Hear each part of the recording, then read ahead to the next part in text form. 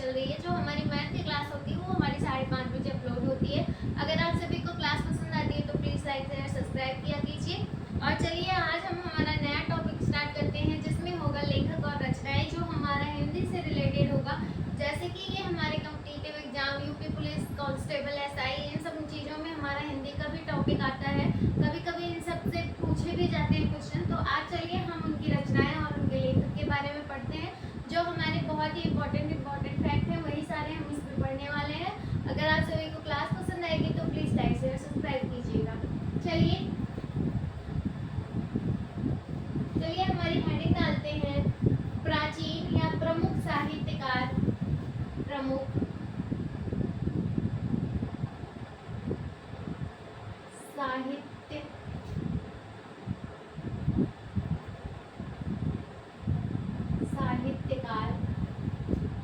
साहित्यकार व रचनाएं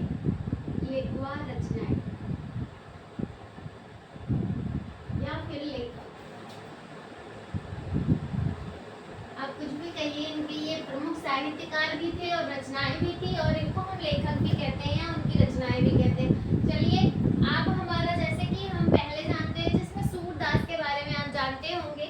आपने ये सारे टॉपिक वैसे बेसिकली पढ़ रखे होंगे, लेकिन फिर भी ये हमारी नई क्लास है तो इसमें हम बेसिक से चीज़ें स्टार्ट करते हैं, तो आप समझिएगा। तो हमारा पहला है सूरदास। सूरदास की कौन कौन सी रचनाएं थी? सूरदास हमारे पहले साहित्यकार कौन थे? वो थे हमारे सूरदास। और सूरदास की जो रचना थी उसका नाम था क्या? सूरसागर।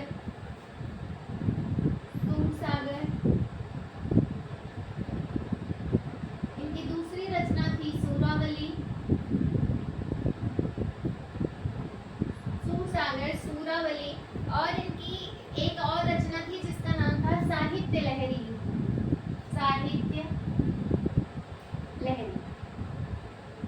ये हमारे पहले लेखक थे, पहले साहित्यकार थे, जिनका नाम था सूरदास। सूरदास की जो रचना थी, उनकी 3 रचनाएं थी। कौन कौन सी प्रमुख रचनाएं थी? तो जिसमें सूरसागर, सूरावली और साहित्य लहरी, ये 3 रचनाएं थी। अब हमारा दूसरा टॉपिक है, जिसमें हम दूसरे साहित्यकार का नाम लिखेंगे, जिनका नाम है कबीरदास। कबीरदास की मुख्य रचना कौन सी थी? तो कबीरदास ने कौन कौन सी रचनाएं लिखी थी, इसके बारे में पूछा जाता है।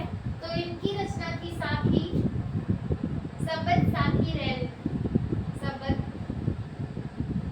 रेमिनी और साखी। इनकी 3 प्रमुख रचनाएं थी। ये तीनों रचनाएं किसकी हैं? ये तीनों रचनाएं हमारी किसकी हैं? कबीरदास की। कबीरदास की जो 3 रचनाएं हैं उसका नाम है सबद, रेमिनी और साखी। ये तीनों रचनाएं जो हैं ये हमारी किनकी है? ये हमारी कबीरदास की रचनाएं हैं। आप ये दोनों साहित्यकार के बारे में लिख लीजिए, फिर हम दूसरा लिखते हैं, जिसके बाद होगा, अब यहाँ पर हमारा दूसरा टॉपिक होगा, आप इसको मिटा दीजिएगा, फिर दूसरा लिखिएगा। दूसरा है हमारा संत रैदास। कौन से हैं? संत रैदास।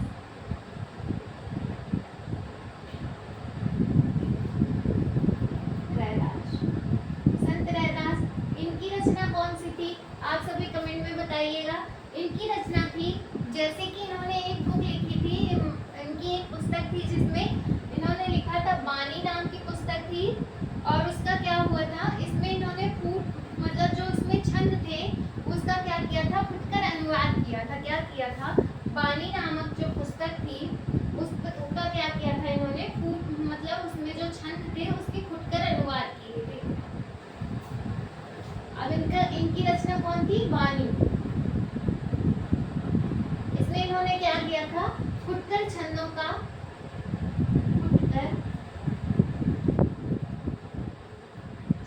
अनुवाद।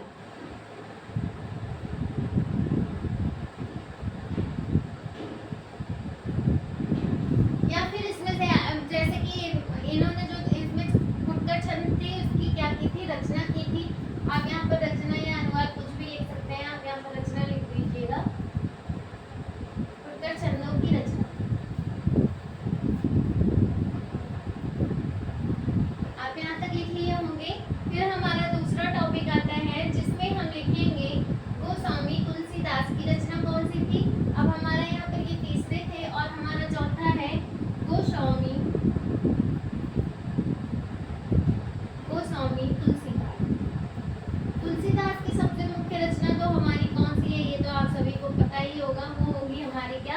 रामचरितमानस जो थी वो हमारे इनकी मुख्य रचना थी।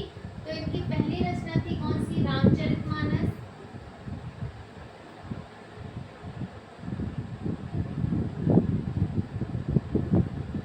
रामचरितमानस। और इनकी दूसरी रचना थी विनय पत्रिका। विनय पत्रिका। इन्होंने बहुत सारी रचना की थी। इनकी 3-4 रचना थी जो बहुत इम्पोर्टेंट थी। तो इनकी गीतावली, दोहावली, ये सारी रचनाएं हमारी किसकी थी? गोस्वामी तुलसीदास की। यहीं पर आप लिखिएगा इनकी तीसरी रचना गीतावली। गीतावली। और दूसरी इसके बाद थी हमारी कौन सी रचना? गीतावली और दोहावली। ये सारी इनकी इम्पोर्टेंट रचना थी। रामचरितमानस, विनय पत्रिका, गीतावली, दोहावली। और इनकी एक थी कवित्त रामायण थी। कवित्त रामायण थी। कवित्त रामायण। ये सारी इनकी प्रमुख रचनाएं थी। आप ये सारी लिख लीजिएगा। और इनकी एक रचना थी कवितावली। कवितावली। और एक रचना थी इनकी जानकी मंगल। जानकी मंगल।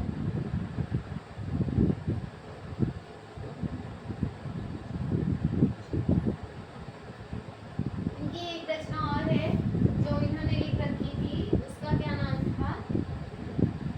उसका नाम था शायद, एक सेकेंड, रामचरितमानस, विनय पत्रिका, गीतावली, दोहावली, काव्य रामायण, कवितावली, जानकी मंगल। और एक थी इनकी रामायण नहलू। रामलला। रामलला नहलू की एक रचना और थी जिसका नाम था रामलला नहलू। ये आप लिख लीजिए। फिर हम इसके बाद लिखते हैं दूसरी रचना। ये हमारे तीसरे थे संत रैदास जो थे, इन्होंने वाणी लिखी थी।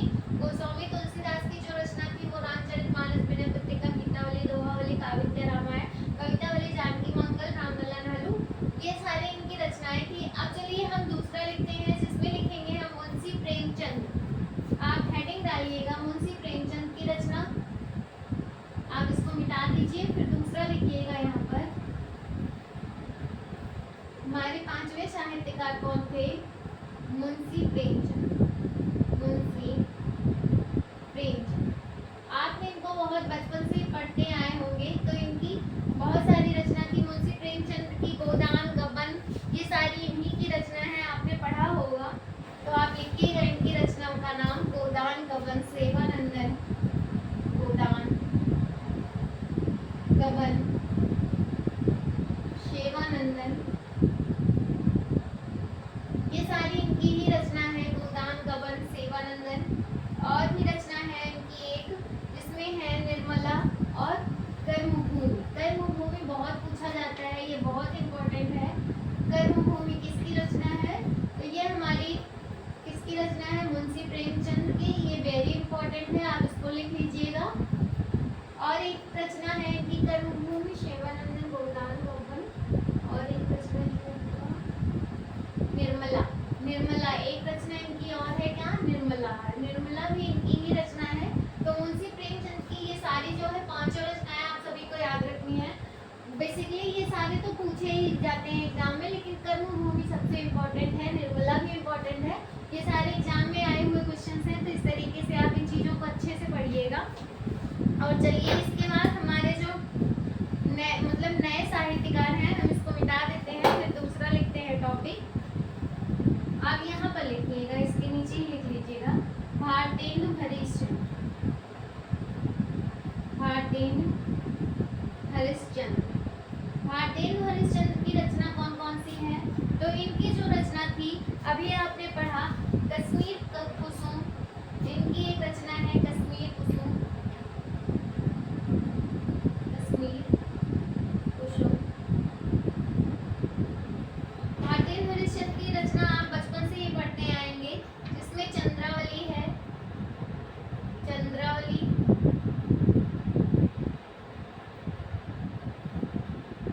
ला है, आप लिख लीजिएगा चंद्रावली।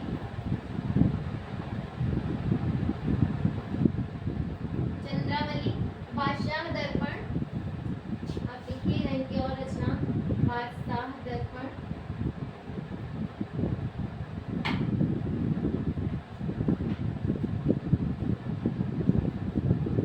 भारतीय नवरेशन की जो सबसे इम्पोर्टेंट रचना है उसका नाम है चंद्रावली, आप इसको बहुत अच्छे से लिखिएगा। और हाँ लिखिएगा भारत दुर्दशा, भारत भारत दुर्दशा। इनकी ये सारी इम्पोर्टेंट रचनाएं हैं, ये सारे टॉपिक आप अच्छे से पढ़ लीजिए। फिर हम दूसरा टॉपिक लेते हैं जिसमें हम और भी सारे साहित्यकारों का नाम पढ़ेंगे। चलिए आप इसको लिख लीजिए, फिर हम आते हैं।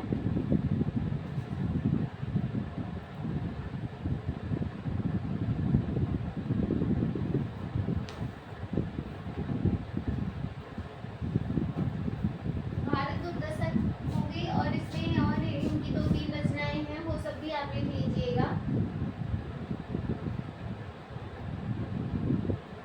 फिर हम नया टॉपिक लेते हैं जिसमें हम पढ़ेंगे बाल कृष्ण भट्ट के बारे में। इसके बारे में बाल कृष्ण भट्ट, इसको आप मिटा दीजिए, फिर हमारा दूसरा होगा टॉपिक जिसमें आप लिखिएगा बाल कृष्ण भट्ट।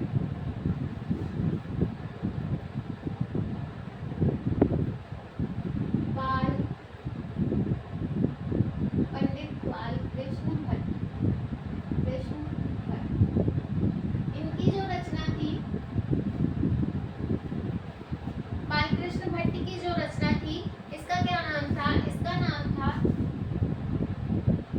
यहाँ पर भट्ट है तो आप इसके नीचे लिखिएगा। इनकी जो रचना थी उसका नाम था क्या? निबंध नाम था, आप यहाँ पर लिखिएगा निबंध, निबंध और पद्मावत, पद्मावत। ये सारी इनकी ही रचना है, आप ये सारे इम्पोर्टेंट लोग हैं, इनके बारे में पढ़ लीजिए। फिर हम पढ़ते हैं दूसरे के बारे में जिसमें होगा महादेवी वर्मा, आप लिखिएगा महादेवी वर्मा की जो रचना होगी वो हमारी होगी 8वें नंबर पे, महादेवी वर्मा। इनकी जो रचना थी उसका नाम था साहित्य लहरी,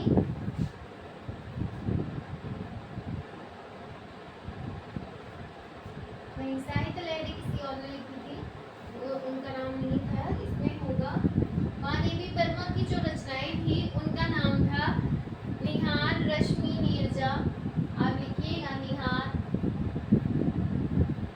यहाँ पर लिखिएगा निहार रश्मि और नीरजा।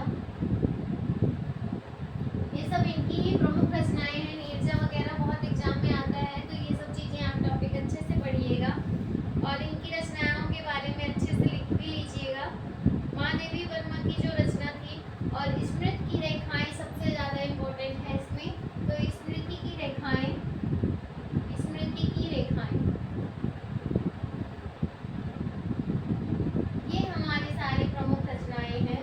इसके बाद हम लिखेंगे हरिवंश राय बच्चन की रचना, आप लिखिएगा 9वां नंबर टॉपिक, हरिवंश राय बच्चन, हरिवंश राय बच्चन। इनकी क्या लिखूं ऐसे ही करके एक रचना थी जो हम लोग 8th क्लास में पढ़ते थे, तो उसका नाम क्या था कि क्या भूलूं क्या याद करूं। ये जो इनकी रचना थी ये बहुत इंपॉर्टेंट रचना थी, आप इसके बारे में लिखिएगा। हरिवंश राय बच्चन की जो थी क्या भूलूं क्या याद करूं, मधुशाला, क्या भूलूं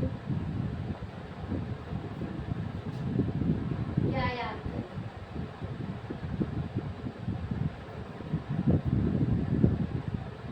इनकी रचना थी मधुशाला की। इन्होंने बहुत सारी रचनाएं लिखी थी, जो इनकी पंक्तियां थी ये बहुत अच्छी थी। जब हम इन लोगों को पढ़ते थे 9th 10th वगैरह की बुक में हमने शायद पढ़ रखा है, या ऐसे ही किसी क्लास में हमने पढ़ा था। इनकी ये रचना जो